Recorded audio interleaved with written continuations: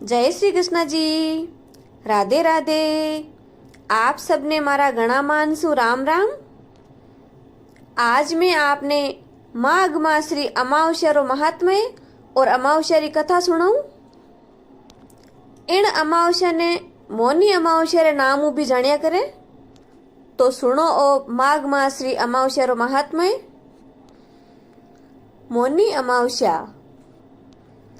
माघ मास की इस पवित्र तिथि पर मौन रहकर अथवा मुनियों के समान आचरण पूर्वक स्नान दान करने का विशेष महत्व है।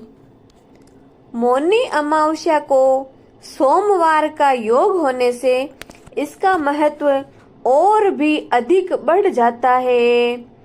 इस दिन त्रिवेणी अथवा गंगा तट पर स्नान व दान की अपार महिमा है। इस दिन गुड़ में काला तिल मिलाकर लड्डू बनाना चाहिए तथा उसे लाल वस्त्र में बांधकर ब्राह्मणों को देना चाहिए। इस दिन ब्राह्मणों को भोजन करवाकर उन्हें दक्षिणा देनी चाहिए। स्नान दान आदि पुण्य कर्मों के अतिरिक्त इस दिन पितृ श्राद्ध करने का भी विधान है। भारतीय संवत्सर का 11वां चंद्र मास और 10वीं सौ मास माघ मास कहलाता है। इस महीने में मघा नक्षत्र युक्त पूर्णिमा होने से इसका नाम माघ पड़ा। इस दिन व्रत दान तपस्या से भी भगवान श्री हरि को इतनी प्रसन्नता नहीं होती है जितनी कि माघ महीने में स्नान मात्र से होती है। हे भारत श्रेष्ठ, माघ मास की अमावस्या को प्रयागराज में 3,10,00,000 अन्य तीर्थों का समागम होता है। नियम पूर्वक उत्तम व्रत का पालन करते हुए माघ मास में प्रयाग स्नान करता है, वह सब पापों से मुक्त होकर सीधा स्वर्ग में जाता है। इति श्री माघ मास मौनी अमावस्या महात्म्य संपूर्णम। अब मैं आपको मौनी अमावस्या व्रत कथा सुना रही हूँ, जो आप ध्यान से सुनिए। प्राचीन काल में नर्मदा के तट पर सुव्रत नामक एक ब्राह्मण देवता निवास करते थे। वे समस्त वेदों वेदांगों धर्मशास्त्रों व पुराणों के ज्ञाता थे।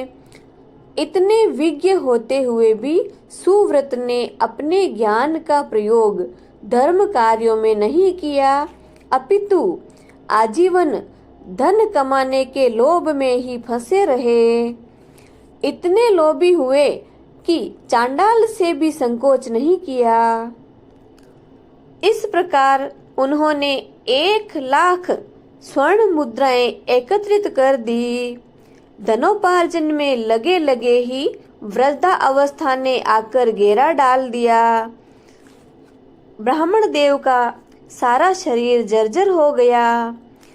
काल यानी कि समय के प्रभाव से सारी इंद्रियां शिथिल हो गई और वे कहीं आने जाने में असमर्थ हो गए।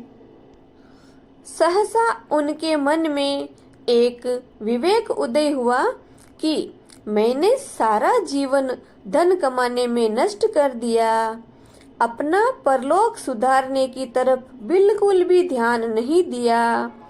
अब मेरा उद्धार कैसे होगा? मैंने तो आजीवन कभी भी सत्कर्म किया ही नहीं। सुव्रत इस प्रकार पश्चाताप की अग्नि में जल रहे थे।